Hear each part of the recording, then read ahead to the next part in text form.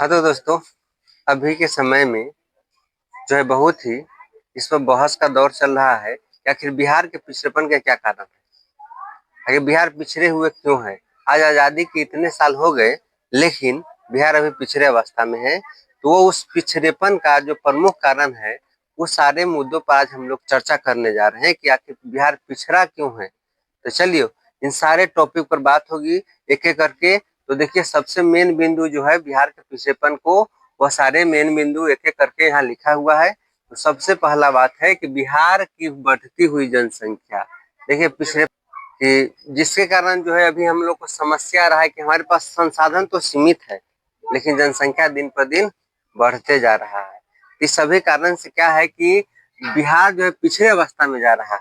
ठीक है, लगभग अपने देश में सबसे अधिक अगर वृद्धि दर कहा जाए तो बिहार राज्य की जो है वृद्धि दर सर्वाधिक है। दूसरा कारण देखिए क्या है कि दूसरा कारण है कि आधारिक संरचना का अभाव। तो समझिए, आधारिक संरचना होता क्या है कि जो किसी भी देश के विकास के लिए जो सबसे ज्यादा जरूरी है, जैसे बिजली, पानी, परिवहन, शिक्षा, स्वास्थ्य, संचार, बैंकिंग इत्यादि जो जो भी चीज है, ये सारे आधारिक संरचना में आता है। तो बिहार में यह भी देखा गया है कई जगहों पर कि अभी तक भी बिहार जो है मूलभूत सुविधा यानी आधारभूत सुविधा के लिए भी झुक रहा है। सही से अगर किसी क्षेत्र में कोई बड़ा दुर्घटना हो जाए तो उसके लिए एक अच्छा अस्पताल नहीं मिलेगा, हमको बड़े शहर में जाना होता है। शिक्षा की व्यवस्था यहाँ पे उत्तम नहीं है, हमको बड़े शहर में जाना होगा। तो इसीलिए कह रहा है कि आधारभूत संरचना का अभाव है बिहार में, यह भी एक कारण है। और नेक्स्ट कारण देखिए, तीसरा कारण बिहार के पिछड़ेपन का कृषि पर निर्भरता। तो आप लोग जैसे कि जानते हैं कि बिहार की अधिकांश जनसंख्या लगभग 75% जनसंख्या जो है कृषि पर निर्भर है। अब इतनी जनसंख्या कृषि पर निर्भर है, उस राज्य की जनसंख्या यदि कृषि पर निर्भर रहे और कृषि का विकास नहीं हो, तो ऐसा स्थिति में अपने बिहार का विकास संभव है? नहीं है। तो ये कृषि पर निर्भर है। तो कृषि की हालत आप लोग देख ही रहे हैं कि बिहार में क्या है ना, कि जितना चाहिए उपज उतना उपज नहीं हो पा रहा है। बिहार के किसानों में भी क्या है, अज्ञानता है, पूरी तरह कृषि करने का हाल नहीं जानता है। जबकि वही बात देखिए, कृषि जो है अगर पिछड़ी अवस्था में नहीं रहता तो बिहार बहुत आगे रहता। पंजाब को देखिए, पंजाब की मिट्टी से अच्छी मिट्टी है बिहार की मिट्टी, लेकिन फिर भी यहाँ पे कृषि का विकास उतना नहीं हुआ है, क्योंकि यह जो है कई प्रशासनिक या राजनीतिक कारणों से भी यह सब संभव है। ठीक है, ये हो गया आपका तीसरा कारण, कृषि पर निर्भरता। और चौथा कारण देखिए, यह भी ध्यान से समझिए कि चौथा जो मेन पॉइंट है बिहार के पिछड़ेपन के, बाढ़ और सुखाड़। ठीक है, तो आप हर साल बिहार में कहीं ना कहीं यह बात जरूर देखते होंगे कि उत्तरी बिहार में हमेशा बाढ़ आता है, जबकि दक्षिणी बिहार में सुखाड़ पड़ जाता है। ठीक है, तो उत्तरी बिहार में हमेशा बाढ़ आता है और दक्षिणी बिहार में सुखाड़ पड़ जाता है। तो बिहार जो है बाढ़ और सुखाड़ दोनों से त्रस्त है। ठीक है, कहीं ना कहीं बाढ़ से भी और सुखाड़ से भी, तो दोनों से त्रस्त है। तो ऐसा स्थिति में भी क्या बिहार का विकास संभव है? नहीं है। तो एक कारण ये भी है बिहार के पिछड़ेपन का। अगला कारण देखिए, औद्योगिक पिछड़ेपन। उद्योग के नाम पर तो समझ ही रहे बिहार की क्या स्थिति है। क्या आप ही लोग बताइए बच्चों, बिहार में क्या उद्योग है? बड़े बड़े उद्योग है? नहीं ना है। तो ऐसा स्थिति में जरा सोचिए कि उद्योग नहीं है, अगर उद्योग रहता तो हमारे यहाँ के जो भी भाई लोग हैं, ठीक है, वो बिहार से बाहर क्यों जाता? पंजाब, दिल्ली, मुंबई इत्यादि कमाने नहीं ना जाता। तो यह एक और कारण है कि बिहार में जो है उद्योगों का अभाव है। उद्योग का अभाव के कारण ही औद्योगिक पिछड़ेपन है। तो इसीलिए उद्योगों को जब तक ले बढ़ावा नहीं दिया जाएगा तब तक ले बिहार का विकास संभव नहीं होगा। तो ये कारण ये भी है। नेक्स्ट कारण देखिए, गरीबी।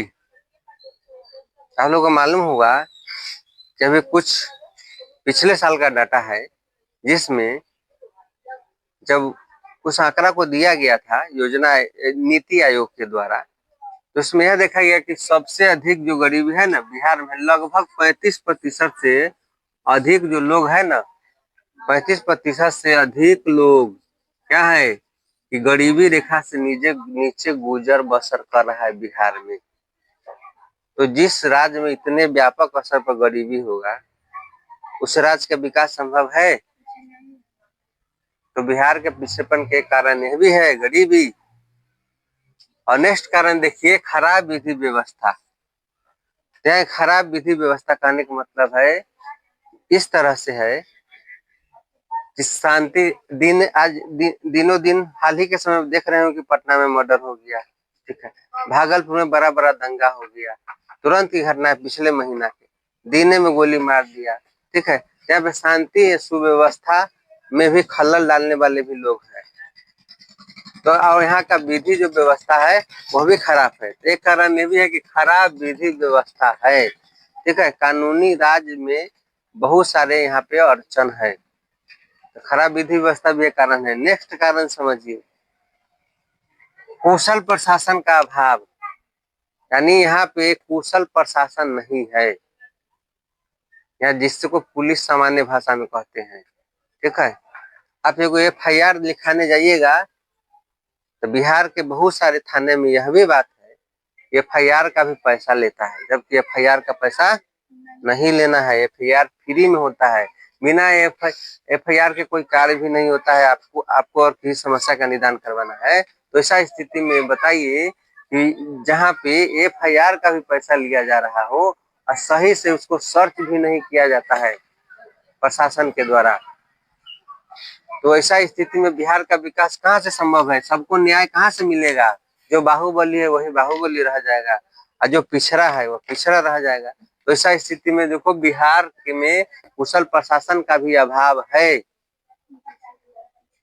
यहाँ पे दिन पर दिन जमीनी विवाद बढ़ते जा रहा है। जमीनी विवाद में कई बार ऐसा भी देखा गया है कि हत्या तक होते जा रहा है। तो यही बात है जो बिहार के पिछड़ेपन के यही सारे मेन टॉपिक है। इस सारे टॉपिक पर जब तक ध्यान नहीं दिया जाएगा तब तक बिहार का पिछड़ेपन दूर नहीं होगा। इसलिए जरूरी है कि सारे बिंदुओं को अच्छे से गहन अध्ययन करके इस पर विचार किया जाए सरकार द्वारा, ताकि क्या हो कि बिहार का पिछड़ेपन दूर हो। तो इस तरह से हम आशा करते हैं कि आप लोग को यह बात समझ में आया होगा। तो बहुत बहुत धन्यवाद।